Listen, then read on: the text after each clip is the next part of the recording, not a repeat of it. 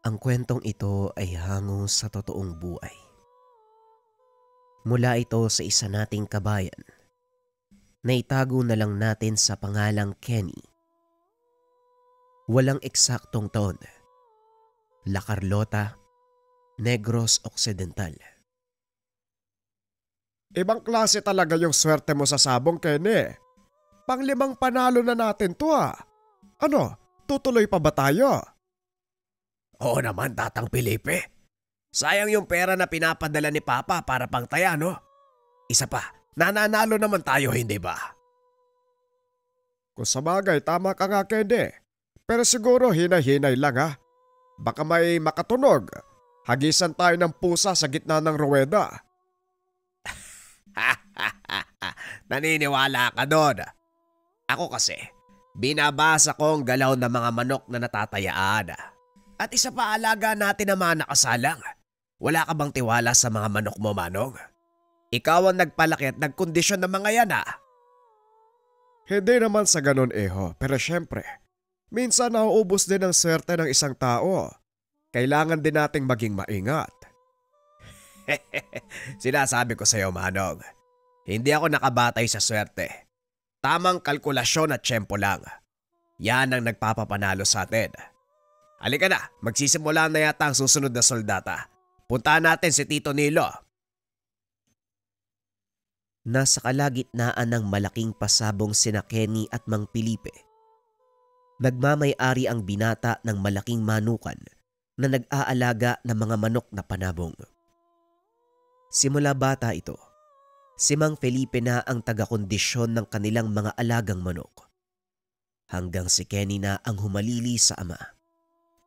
Kapwa dayuhan ang mga magulang mula sa bansang Hawaii. Nakabili ng ari-arian sa bansa. Dahil mahilig sa manok na panabong, ginastosan ng ama ni Kenny ang pagpapagawa ng malaking game farm at nag-alaga ng maygit kumulang 1,000 mga manok. Hindi pa kasama ang mga inahin, sisiw at mga sumaylayhaw o binatat dumalang mga manok. Nangungulekta ng lahi ng manok ang ama ni Kenny mula sa iba't ibang bahagi ng bansa. Hindi nito alam na may nabili siyang espesyal na uri. Inalagaan nito ni Mang Felipe ang pinakaunang tauhan sa manukan. Wala ring alam ang binata sa kung anong lahi nito. Ngunit simula nang matuto itong lumaban, sunod-sunod na swerte ang dinala ng manok sa kanila. Kalaunan ay tumanda na ito. Hindi na maaaring ilaban. Kaya ginawa itong palaian ni Mang Felipe. Minsan lang ding dumalaw sa bansa ang ama ni Kenny, kaya siya na ang namamahala dito kasama ang 10 pang mga tauhan. Nang matapos mag-aral si Kenny ng kolehiyo, inatasan ito ng ama na mamalagi sa bansa upang asikasuin ang kanilang manukan. Hindi naman tumanggi ang binata dahil gusto din itong magpunta sa bansa. Kalaunan nagustuhan ng pamumuhay dito na humaling sa sabong. Sa kasalukuyan, katuwang ng binata si Mang Felipe sa pag-aalaga ng mga manok at pagbebenta sa mga piling parokyano. Ngunit ang pinagtuunan ng pansin ni Kenny, ang pagsasabong. Mukhang magkakaroon na naman ng malaking pasabong ang syudad. Ano, sasali ka na naman ba? Aba, syempre naman. Kailan ba ako umayaw sa mga ganyan? Kahit nga maliit na tupada, pinapatulak ko eh. Kailan daw ang laban? Ang dinig ko 2 buwan mula ngayon. Kung sakaling gusto mong sumali, may sapat na panahon para maganda tayo. Oo nga pala. Pwede bang ilaban ang mga lahing galing sa may kambal na kuko? Ha, yung may sukbit? Oo naman. Bakit? Gusto mo na ba silang subukan? Napaisip si Kenny. Nagdadalawang isip na ilaban ang mga bagong alaga dahil ni minsan ay hindi pa niya ito nasubukang ilaban. Bukas gusto ko subukan ang mga yon. Tignan natin kung kasing galing sila ng tatay nila. Tama ka nga no. Hindi natin sila nasusubukang ilaban. O sige, titignan natin bukas. Nagulat ang dalawa nang biglang magsalita ang matandang kaibigan ni Mang Felipe. Huwag na kayong mag-aksaya ng panahon. Hindi pa oras para ilaban ng mga yan. Pumili na muna kayo ng mas siguradong lahi. Nagsipagtinginan ang mga ito sa matanda. Nagtaka kung paano itong nakapasok. Anak ng Rigor, paano ka ba nakapasok dito? Sinarado ko yung pintuan Kilala mo ko, Felipe. Marami akong pamamaraan para makalusot. At isa pa, may mahalaga kong sadya. Nagbabala kayong sumali sa pasabong, hindi ba? O Rigor, alam mo naman ang amo ko, hindi magpapahuli. Bakit? Anong meron? Kung sasali kayo sa pasabong sa bayan, ang pinakamahigpit niyong makakalaban ay si Rosendo. Kagaya mo, Kenny, may taglay ding bertudang kanyang mga alaga. Kambal kaliskis sa magkabilang paa at barena sa pakpak. Alam mo naman na hindi ako naniniwala sa bagay yan. Pero tatandaan ko pa rin ang sinabi niyo, Manong. Paano niyo nalamang sasali si Don Rosendo? Narinig ko lang din sa isa sa mga tauhan niya. Pinaghahandaan nila kayo. Kaya mas makakabuting pag-aralan niyo ang stratehiya ni Rosendo. Alam ko ang pwedeng gawin para makontra ang bertud ng kanilang mga alaga. Mas mabuti kang nasa tabi ka namin, Mang Rigor. Huwag kang mag-alala, si Papa ang bahala sa'yo. Walang problema. Bukas ng umaga, imbis na magsayang kayo ng oras sa pagsubok ng mga manok, ituturo ko sa inyo ang mga posibleng pangontra sa bertud ng kalaban. Lalo ka na, Kenny. Ikaw ang madalas nagbibitiw ng manok sa itaas, kaya ikaw ang kailangang tutukan. Ano po bang ituturo niyo sa akin? Bukas mo malalaman. Sa ngayon baka may naitabi kang alak diyan. Kanina pa ako nauuhaw. Sa isip ni Kenny, pagkakataon na para makausap ang matanda. Kahit papano, gustong malaman ang tungkol sa mga pamahiing sinasabi ni Mang Rigor. Habang palalim ang gabi, unti-unting tumataas ang tama ng matanda. Sa tuwing mangyayari ito, nagsasalita si Mang Rigor ng kung ano-ano, maging ang tungkol sa pagiging albularyo. Alam mo ba na ang lahat ng nalalaman ko, ibinubulong sa akin ng mga kaibigan kong engkanto? Engkanto? Hindi ho ba ang sabi nila wala namang ganon? Yan ang sinasabi ng mga taong walang alam tungkol sa mundo ng lihim na karanungan. Maaring nakita mo na ang lahat ng nasa pisikal na aspeto ng ating daigdig. Ngunit karamihan sa atin, hindi pa nakikita ang espiritual na mundo, kung saan gumagalaw ang mga elementong gaya ng mga engkanto at iba pang tinatawag natin na kathang-isip na mga nilalang. Ibig mong sabihin, dito mismo sa mundong ginagalawan natin, matatagpuan ang tirahan ng mga engkanto? Tama ka. Hindi lang ito nakikita ng pisikal nating mga mata, ngunit nandyan lang sila. Isa sa mga patunay nito, ang bertud na taglay ng mga alaga mong may sukbit. Alam mo, Manong, hindi talaga ako masyadong naniniwala sa bagay yan. Lalo na sa swerte. Kasi para sa akin, lahat may tamang pagkakataon at panahon. Pag hindi para sa'yo, huwag mong ipilit. Ganun lang kasimple. May punto ka naman. Pero hindi tungkol sa swerte ang sinasabi ko. Kung hindi ka tiyakan ng tagumpay sa mga bagay na gusto mong gawin, ito ang nangyayari sa'yo, Kenny. Hindi mo palang napapansin. Ngunit nabiyayaan ka ng isang uri ng bertud na humahatak na tinatawag nating swerte. Bertud? Parang anting-anting? Parang gano'n na nga. Pero may malaking pagkakaiba ang bertud na mula sa mga anting-anting at mutyang galing sa kalikasan. Nagpatuloy ang pag-uusap ng dalawa. Hanggang sa hindi na namalaya ng oras, Nagulat na lang si Kenny nang biglang tumilaok ang mga manok.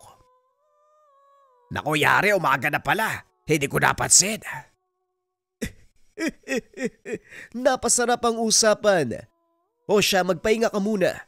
Mamayang hapon babalik ako at saka ko ituturo ang mga paraan kung paano mong maiiwasan o makukontra ang basag swerte ni Rosendo.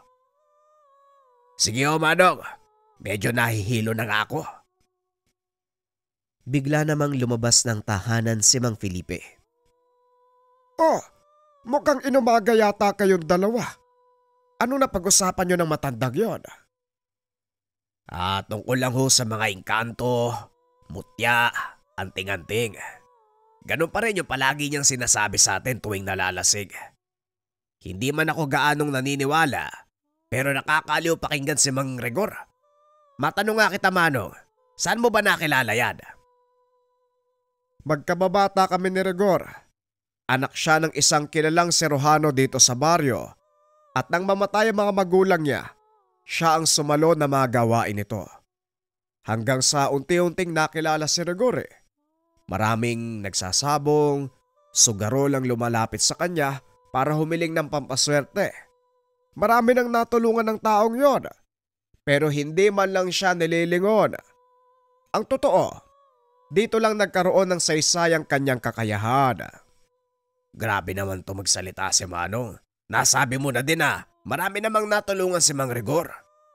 Oo nga, pero kung talagang gugustuhin ng matandang yon na yumaman, marami na yung pera sa ngayon. Maraming mayamang negosyante sugarolan nag-aalok sa kanya ng malaking halaga para lang manalo sa sugal o swertein sa buhay. Pero hindi tinatanggap ni Rigor ang binibigay. Mas gusto niyang mamuhay ng simple. Pag-uusap ng dalawa. Kung titignan ang panglabas na anyo ni Mang Rigor, akalain mo na isa itong taong grasa. Hindi na malaman ang totoong kulay ng suot na damit. Nangingitim na dahil sa alikabok. Nakalugay din ang mahabang buhok na halos kulay puti na. Ngunit kung makikilala mo ng malapitan si Mang Rigor, maririnig na magsalita. Malalaman mo na marami siyang kaalaman. Hindi lang sa kanyang larangan, kundi maging sa bawat aspeto ng buhay. Ayon pa kay Mang Felipe, nagtapos ng kursong abogasya ang matanda. Ngunit mas pinili nito ang buhay ng isang manggagamot. Kung ano man ang dahilan, tanging si Mang Rigor lang ang nakakaalam. Pagsapit ng hapon muling bumalik ang matanda. Saktong namimili si Kenny ng mga ipanglalaban na manok. Hawak-hawak nito ang isang panabong. Hinihimas ang katawan habang binubugahan ng usok ng sigarilyo. Maganda ang tindig ng isang yan, pero hindi siya magtatagal sa laban. Subukan mo yung nakatali sa gawing iyon. Napalingon si Kenny nang marinig ang boses ng matanda. Nandito ka na pala, Manong. Kumusta ho? Ayos naman. Nasaan si Felipe? Naroon no sa kabilang kubo, nagpapakain ng mga sisiw. Tara Manong, magkape ka muna. Kakagising ko lang din, medyo masakit pa ang ulo ko . O sige, magkape muna tayo habang wala si Felipe. Kailangang nandito ang matandang yun dahil may narinig na naman ako mula sa kampo ni Rosendo. O sige ho Manong, sandali lang at magtitimpla ako ng kape. Maya-maya lang ay dumating na si Mang Felipe. Tinawag ito ni Kenny para maupo. Tapos na ba ang mga gawain niyo? Kailangan nating umalis sa manukan. May mahalaga kong sasabihin na hindi maaaring marinig kahit sino sa mga tauhan niyo. Tapos na kaming magpakain sa mga manok. Ano ba ang mahalagang bagay na sasabihin mo na kailangan pa nating umalis? Mamaya na. Tara Kenny, doon tayo sa bahay mag-usap. Hindi naman kalayuan sa manukan ang bahay ni Mang Rigor. Kaya ilang minuto lang ay nakarating na ang mga ito. Ano ba naman yan, Rigor? Halos hindi mo nililinis ang bakuran mo. Punong-puno na ng mga talahib. Hindi basta talahib ang mga yan. Sila ay nagsisilbing proteksyon ng tahanan ko laban sa masasamang elemento. Tara, doon tayo sa loob. Pagpasok sa loob ng tahanan, nakita ni Kenny ang mga tuyong ugat ng kung anong mga halaman. Humahalimuyak din ang amoy ng insenso at lana. Unang beses na pumunta ng binata sa tahanan ng isang albularyo, kaya naman manghang-mangha ito. Nagikot ang binata sa sala ni Mang Gregor habang tinitignan ang mga nakahilerang garapon. Ang ilan ay may mga pinatuyong karne ng kung anong hayop, samantalang ang ilan puno ng mga ugat ng halamang nakababad sa lana. Ngunit ang mas nakapagpamangha kay Kenny nang makita nito ang isang sisidlan na may tumutubong maliit na puno sa loob. Hawakan na sana ng binata ang garapon nang bigla siyang awatin ni Mang Gregor. Wag na wag mo silang gagambalain. Nagpapahinga ang mga nilalang na nakatira sa puno. Nakakagulat naman kayo, Manong. May nakatira sa malita punong yan. Ano yon, kulisap? Hindi sila makulisap kung hindi maliliit na diwata na kung tawagin ay lambana. Pero hindi lang yan ang dahilan kung bakit tayo nandito. Kung ganon sabihin mo, Rigor, ano ba ang mahalagang bagay na nalaman mo? Huwag kayong sasali sa pasabong. Hindi mananalo ni isa man sa mga manok nyo. Kenny, mas makakabuti kung tataya ka lang. Walang mawawala kung hindi ka sasali sa taong ito. Marami pang pagkakataon.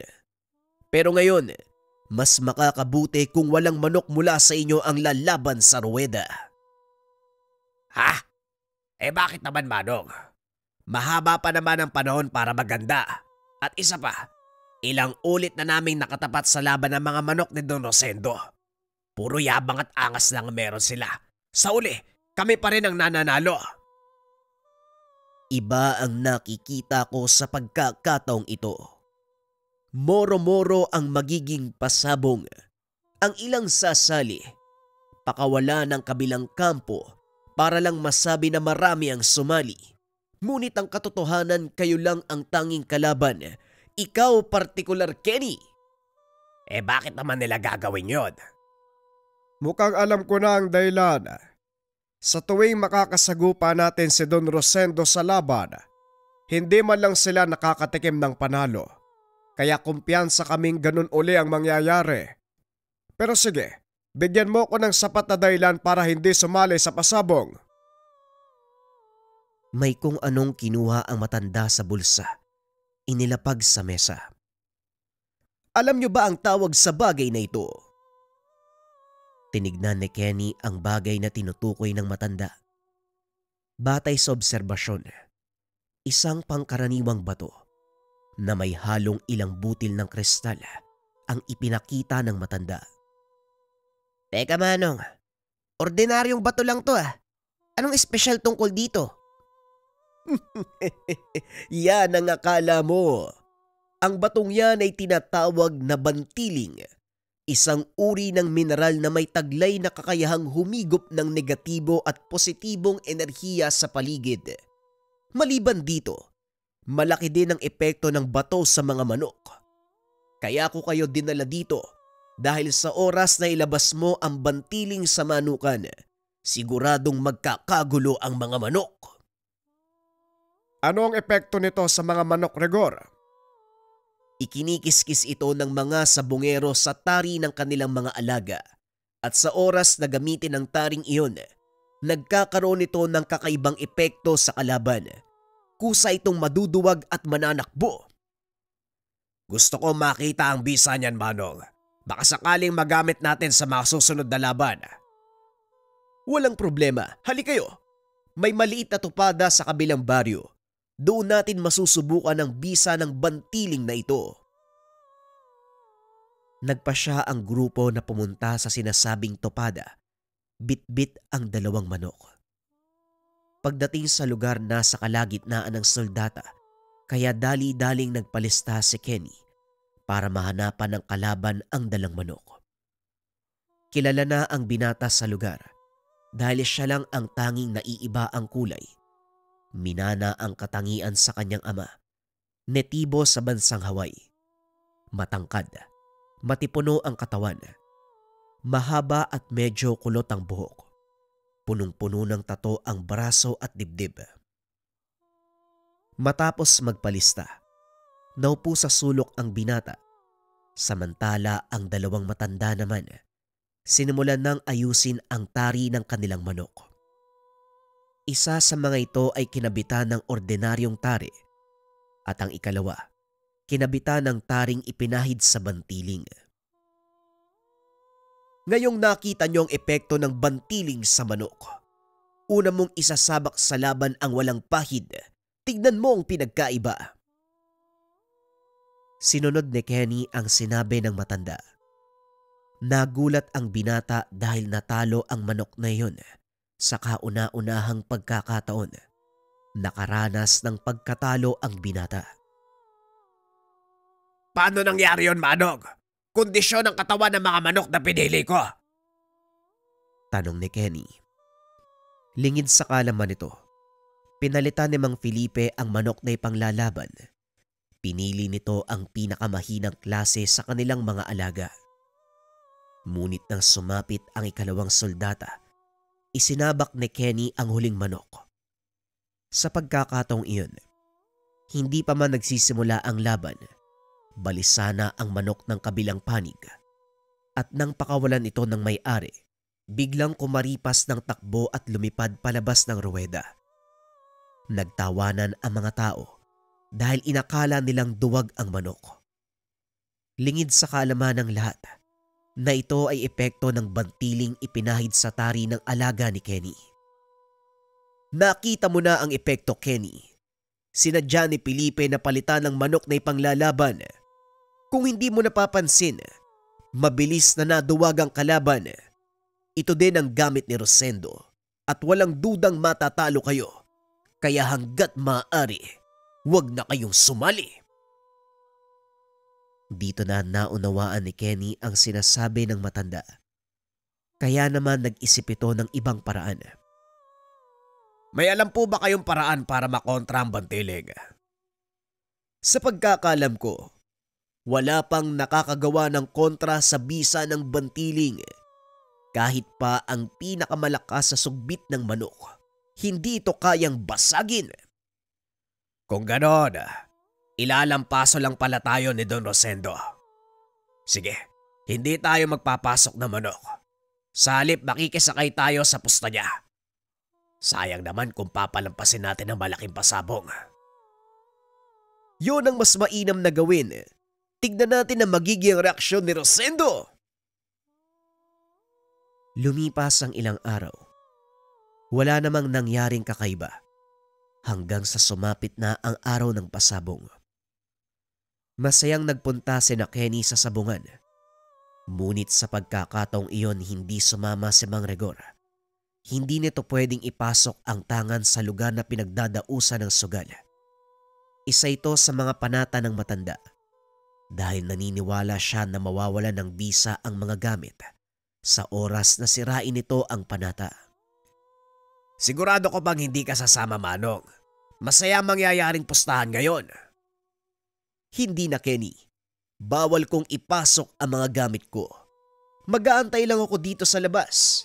Mag-iingat kayo sa loob. O sige, Manong, ikaw ang bahala.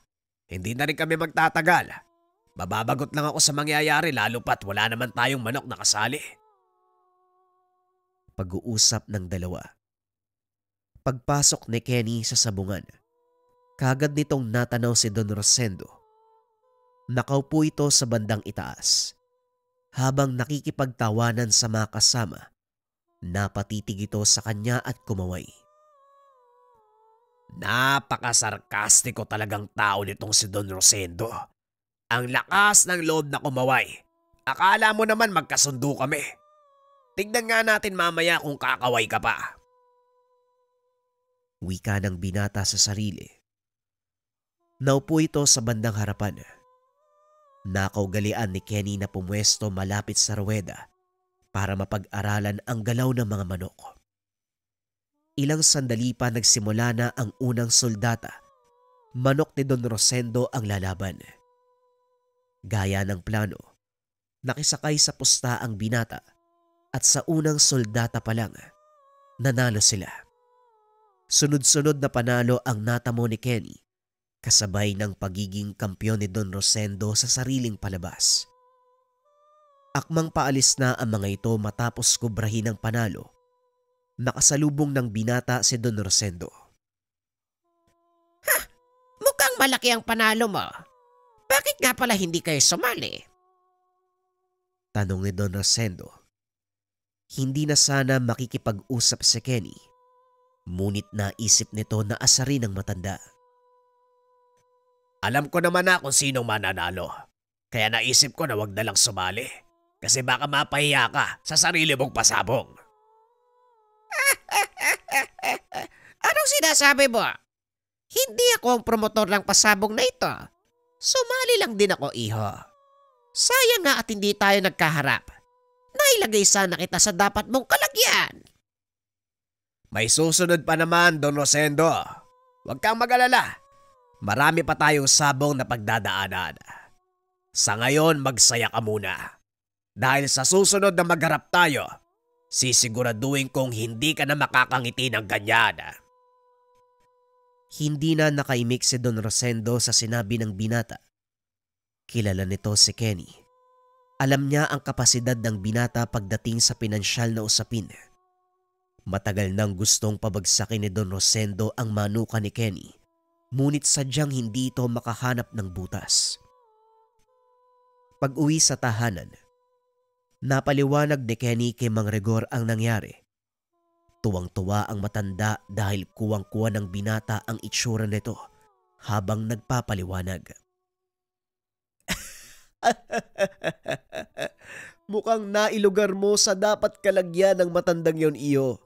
Pero lalo siyang magagalit, kaya maganda ka. Alam ko po, Manong. Isa pa, medyo matagal na panahon pa naman ang lilipas bago kami magkita sa sabungan.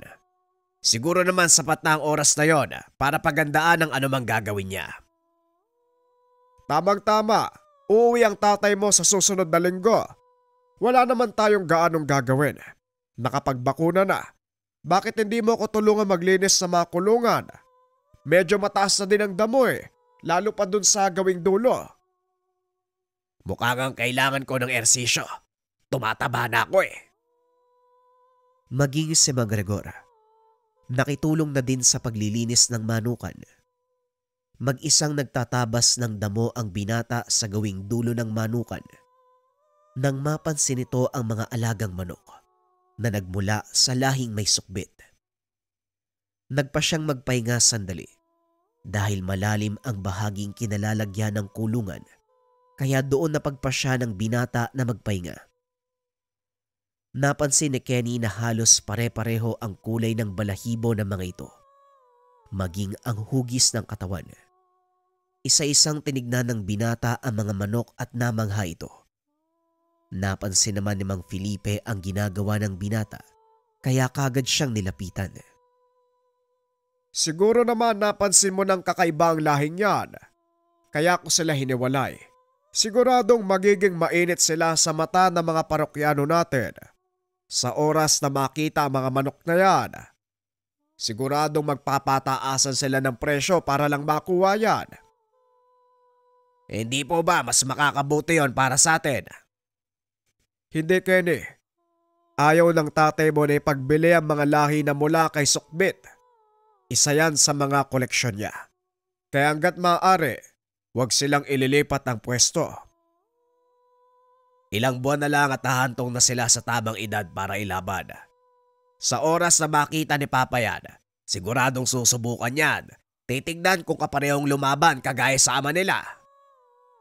Oo nga pala, hindi ko na nakikita ang may sukbit.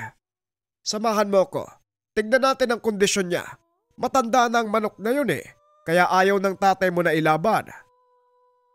Ay nako, pinakamamahal ni tatay ang mga manok na yan. Kaya ganon.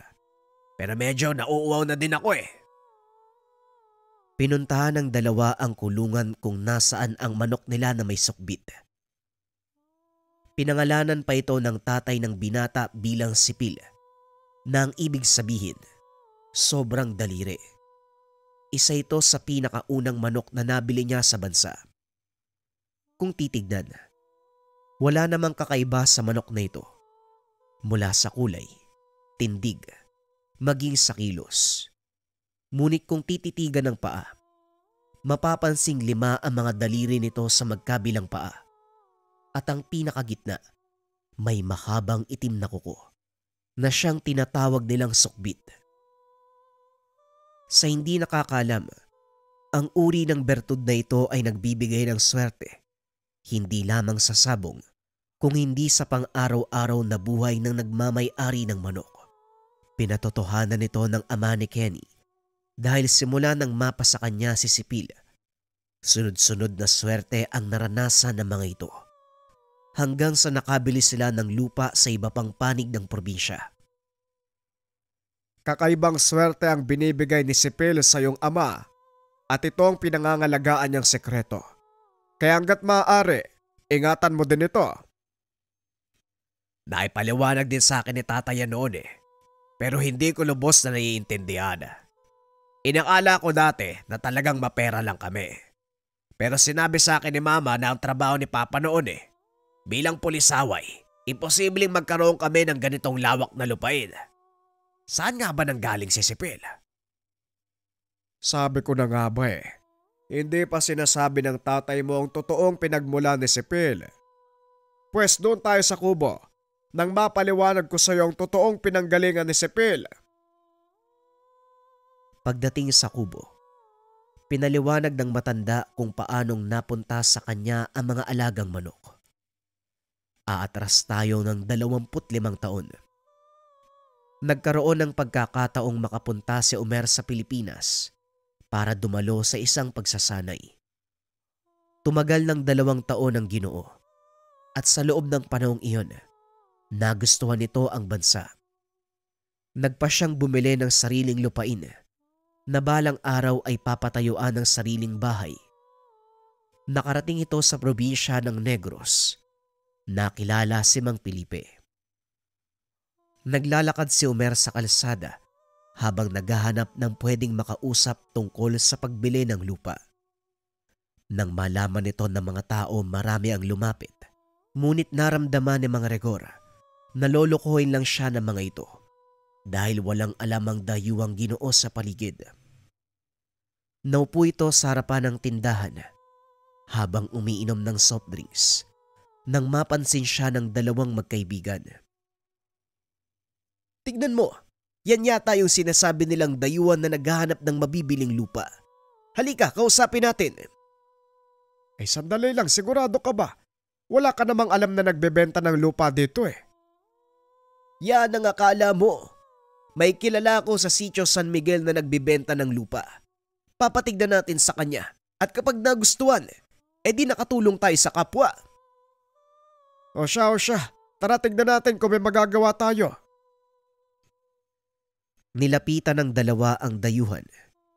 Sinubukan nila itong kausapin sa salitang Ingles, ngunit hindi sumasagot ang Ginoo. Para namang hindi yata marunong mag-Ingles ang taong ito. Mukhang hindi tayo magkakaintindihan. Halika na, baka mapaya lang tayo Hindi, Felipe. Sandali lang.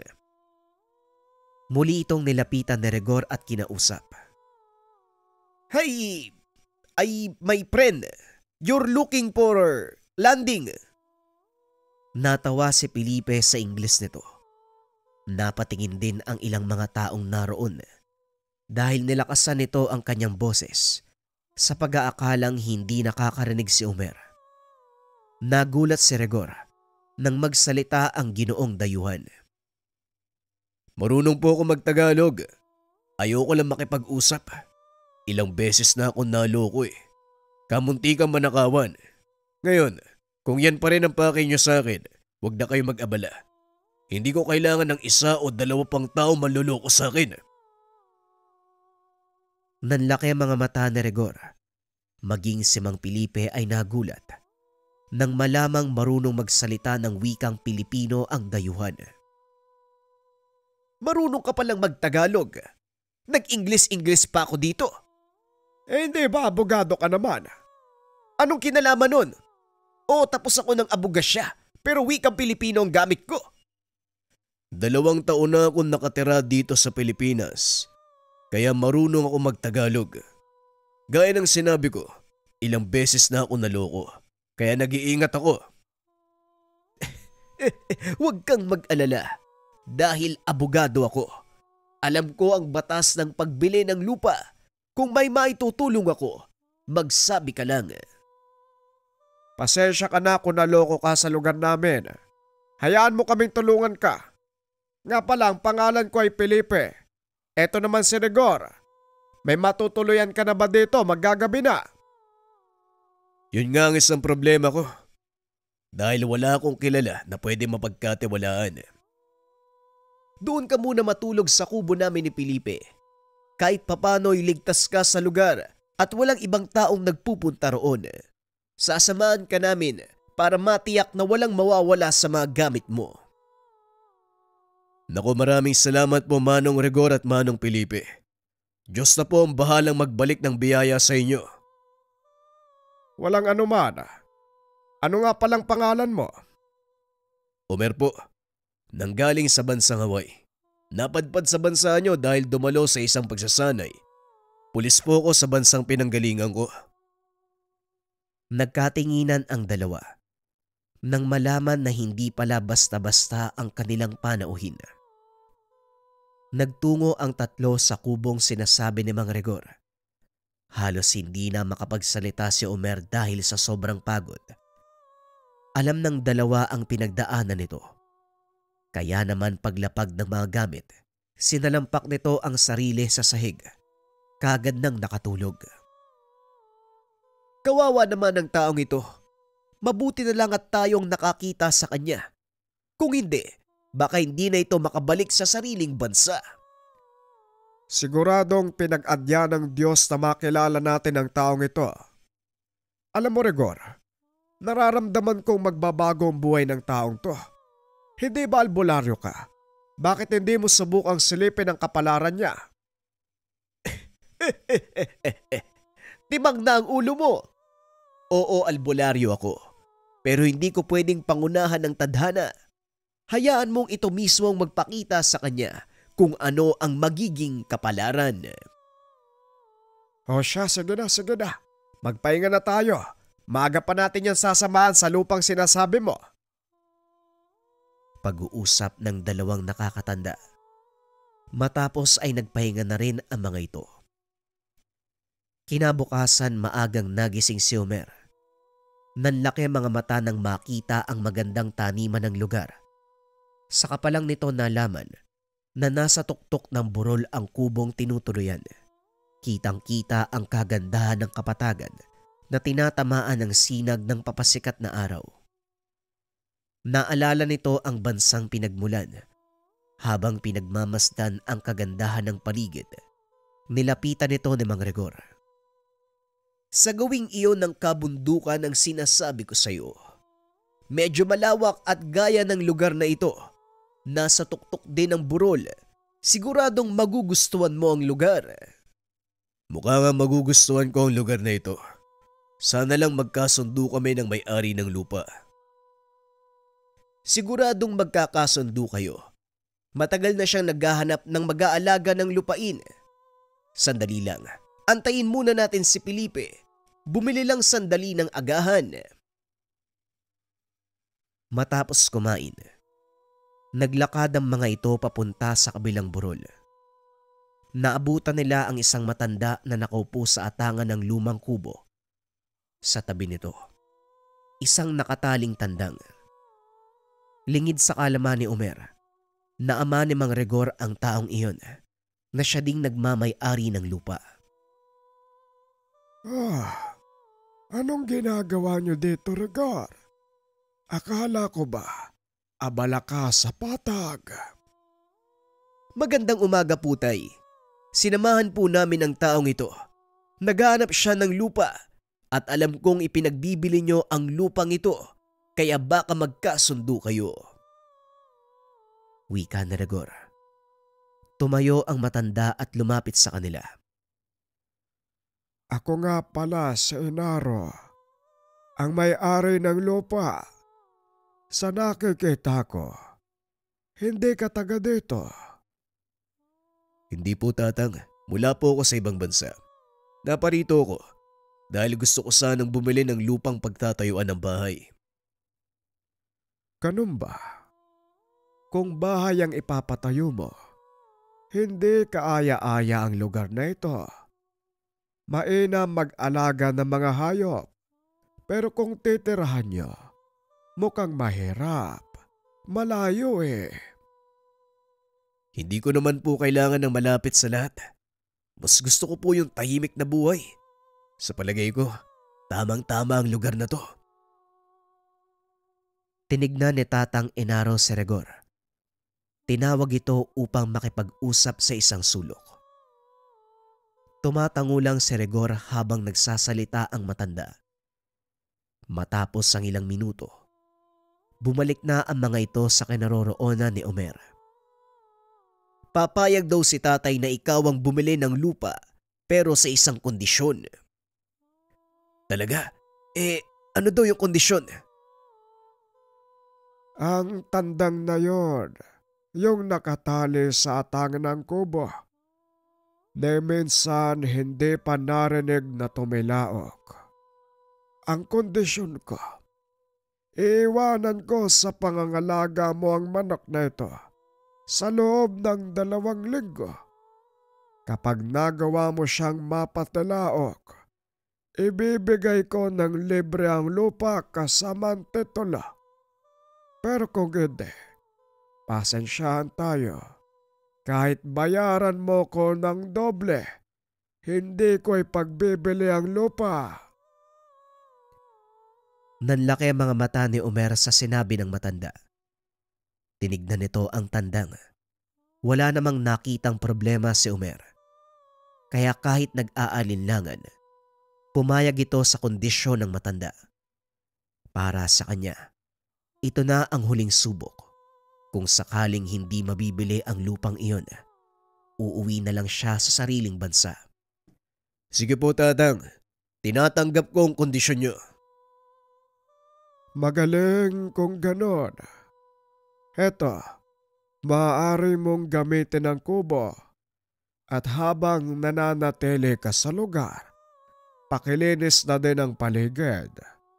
Malay mo, swerte ka. Tumilaok yung manok na yan. Mapasayo ang lupang ito. Hindi ka na mahihirapan.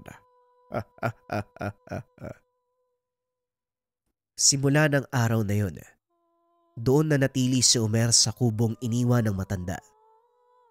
Ilang araw na ang nakalipas, ni hindi tumitilaok ang manok. Hanggang sa inabot siya ng 1 linggo.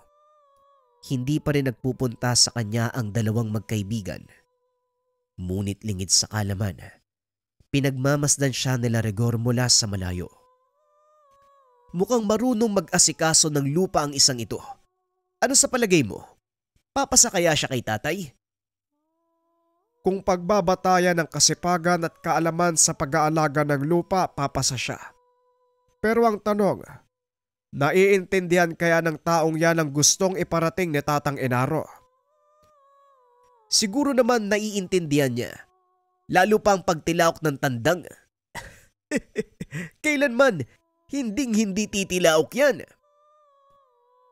Pag-uusap ng dalawa habang nakatago sa makapal na talahiban. Pinagmamasdan ng mga ito si Omer habang walang tigil na nagtatrabaho. Nililinis ang buong paligid at kinakausap ang tandang. Pakiusap naman tumilaw ka na. Ilang araw na lang matatapos na yung palugid ko kay Manong Inaro eh. Pakiusap ni Omer sa tandang. Saka pa lang nito napansin na isang inahin ang nakatali sa atangan ng kubo. Sa mga hindi nakakaalam, kagaya ng binabaing tandang, ang mga nilaki, maaaring pagkamalang totoong tandang dahil parehong-pareho ang kulay ng balahibo at tindig. Ngunit sa mga marunong tumingin, malalaman na isa itong binabae sa pamamagitan ng pagliit ng palong at wala itong mahabang lawi sa buntot. Natawa na lang sa sarili si Omer nang mapagtantong naisa na naman siya ng ibang tao. Tumayo ang Ginoo at inayos ang mga kagamitan. Tinanggal ang tali sa paa ng tandang. Akmang aalis na sana sa lugar. Palabas na ito sa bakuran nang bigla siyang harangin ni Mang Enaro. Oh, saan ka pupunta? Hindi pa tapos ang 2 linggong palugit. Pasensya na po, pero mukhang kailangan ko ng sumuko. Alam nila ni Gor ang dahilan kung bakit ko gagawin to, kaya sila na lang ang tanungin nyo. Tignan mo ang kinalabasan ng ginawa mo dito. Napakaganda ng lugar, lalo na kapag malinis. Nilingon ni Omer ang matanda. Maging siya ay noon lang napansin ang kagandahan ng paligid. Bakit kayo nagtali ng inahing manok sa atangan at hinayaan nyo kung mag-intay sa wala? Tumawa ng malakas si Mang Enaro. Itinuro ang paligid. Hindi mo pala nauunawaan ang punto ng pagsubok ko sa iyo. Pagmasdan mo ang paligid. Sa totoo lang, nanghihinayang ako kung sasabihin mong susuko ka na dahil pumasa ka sa totoong pagsubok. Dumukot ng kung ano ang matanda. Inabot kay Omer. Ano ba to? Bakit hindi mo buksan? Binuklat ni Omer ang maliit na sobre. Nakita nitong titulo ng lupa ang inabot sa kanya. Teka, bakit nyo binibigay sa akin ang titulo ng lupa? Hindi mo ba narinig ang sinabi ko? Pumasa ka sa totoong pagsubok. Sa lahat ng taong nagnais na bumili ng lupa ko, ikaw ang nakakita ng totoong kahalagahan ng lugar. Hindi ko po kayo maunawaan. Alin po ba daw ng pagsubok? Yung pagtilawak ng tandang o yung paglilinis ng paligid? Wala sa nabanggit. Ang totoong pagsubok, ang pagiging matyaga. Nakita ko sa iyo ang abilidad na yon. Bagaman kamuntikan ka ng sumuko, pero napatunayan mong karapat-dapat ka dahil nagawa mo ang lahat ng dapat gawin bago ka tuluyang mawala ng pag-asa. Komedyante ka, Tatang, ha? Niloloko mo ako, no? Mahahawakan mo ba ang titulo kung niloloko kita? Hampasin kita ng baston eh. Ibigay mo yan kay Rigor at siya na ang bahalang maglipat yan sa pangalan mo nang mapakinabangan naman ang pagiging abogado ng lintik na yon. Matapos makipag-usap, umalis na si Mang Enaro. Lingid sa kalaman ng Ginoo na yun na ang huling pag-uusap nila ng matanda. Ilang araw ang lumipas ay pumanaw na ito. Ngunit sa pagkawala ng isang mabuting tao, nag-iwan ito ng hindi malilimutang alaala. Ilang buwan ang nakalipas. Nangitlog ang inahing manok. Napisa ang mga ito. Saka pa lamang napagtanto ni Omer na magandang uri ng manok na panabong ang pinangangalagaang lahi ng inahin. Inalagaan ni Omer ang mga sisiw hanggang sa magsipaglakihan. Kasabay nito ang sunod-sunod na swerte na dumating sa kanilang buhay hanggang sa nagawa ni Omer na makapagtayo ng isang malawak na manukan sa mismong lupain. Ngunit hindi nagtagal. Kinakailangan nitong bumalik sa Hawaii para sa kanyang trabaho. Ipinagkatiwala ang lupain kay Mang Felipe. Ipinagpatuloy nito ang pag-aalaga ng mga manok na panabong hanggang sa dumami ito ng husto. Balik tayo sa kasalukuyan. Yan ang naging kwento ng iyong ama, Kenny. Inakala niya noon na tuluyang mauubos ang lahat ng pinaghirapan. Ngunit dahil sa pagtitiwala at pagsisikap, eto na ngayon. Kinilala na kayo bilang isa sa pinakamalaki at pinakamatagumpay na mananabong sa bayan at buong probinsya. Ngayon naiintindihan ko na kung bakit ako pinadala ni Papa dito. Nga pala, nagsabi ba siya kung kailan uuwi? Hindi eh. Kaya nga pinalinis ko ang paligid. Baka manggulat lang yung taong yun eh. Wala na tayong dapat alalahanin dahil malinis ang paligid. Nasa magandang kondisyon ang mga manok. At sa palagay ko, matutuwa siya dahil dumarami ang lahi ni Sipil. Pag-uusap ng dalawa. Maya-maya ay dumating si Mang Rigor. May dalang murang buko. Nandito na ang pinapakuha mo, Felipe. Saan ba natin gagamitin ang mga ito? Basta ilagay mo lang dyan. May pagdadalan ako ng mga buko na yan. Nga pala, Rigor, may balita ka ba tungkol sa susunod na pasabong? Ang sabi sa akin ng kaibigan, meron daw sa kabilang bayan. Malaki ang pasabong na yon dahil promosyon nito ng isang politiko. Siguradong sasali si Rosendo. Anong balak nyo? Nagkatinginan si Mang Felipe at Kenny. Sabay nang umiti. Kung sa susunod na buwan pa ang dating ni Papa, siguradong maaabutan niya ang pasabong. Gusto kong ipakita sa kanya ang husay ng mga alaga namin. Manong Felipe, simulan na natin ang pagkondisyon sa kanila. Pagsapit ng hapon, namili ng mga ilalabang manok sina Kenny at Mang Felipe.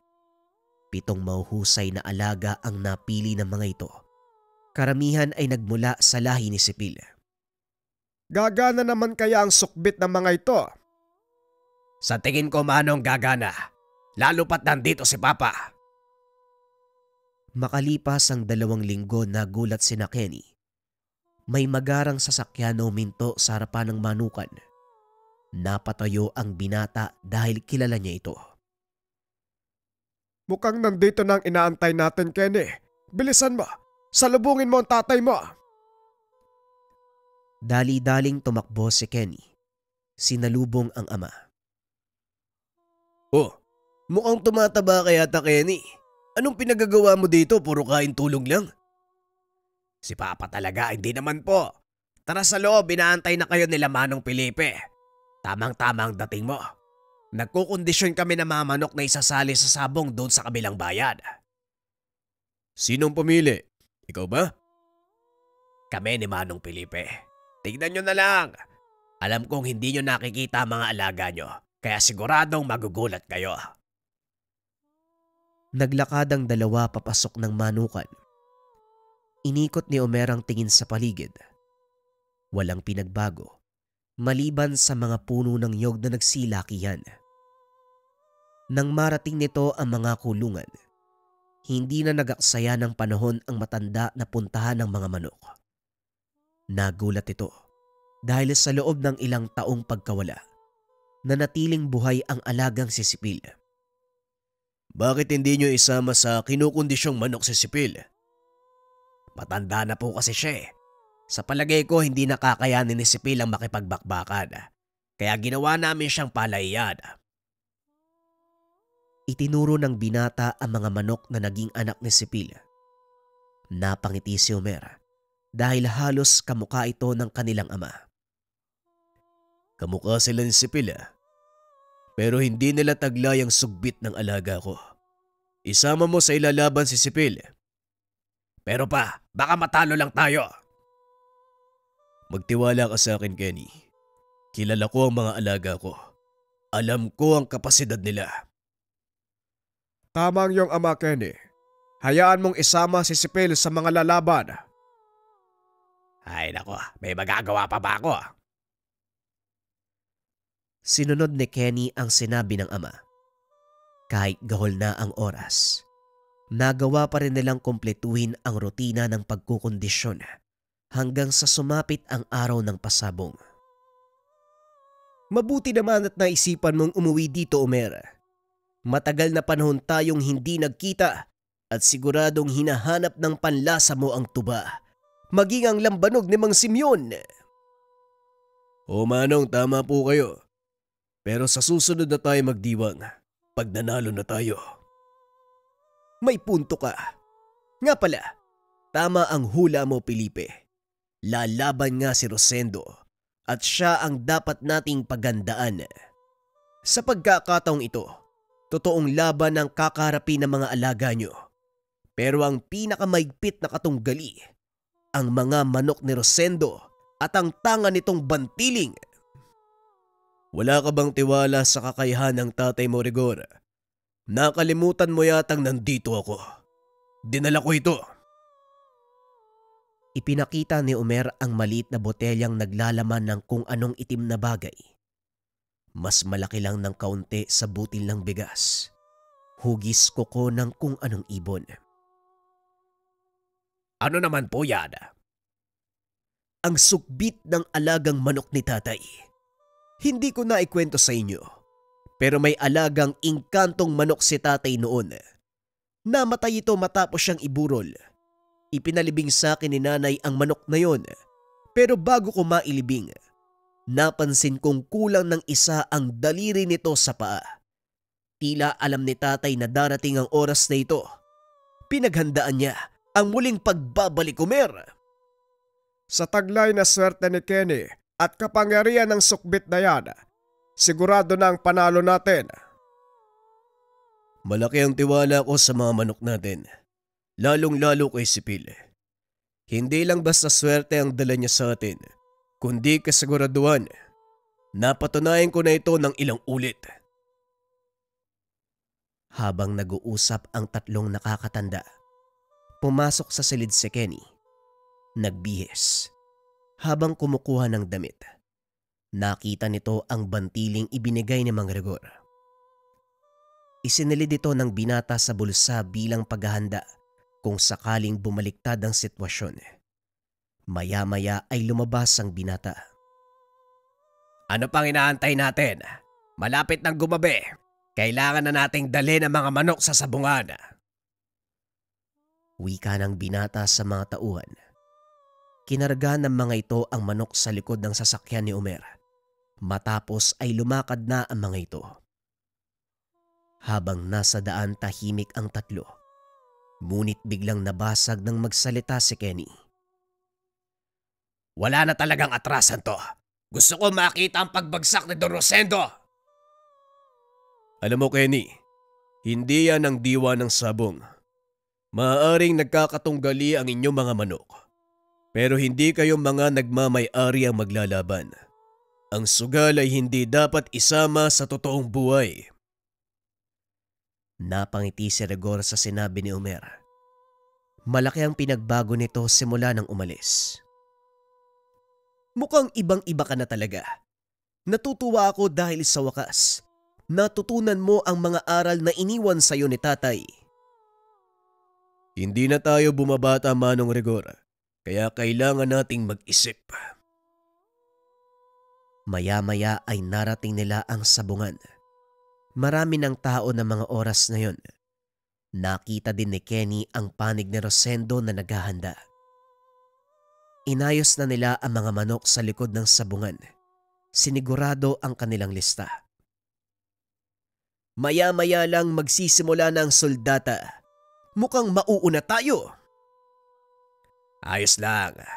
Ako ang unang magbibitaw. Ako ang gagawa nun.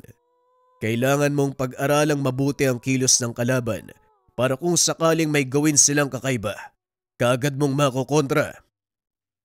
Si Mang Rigor po ang gagawa nun.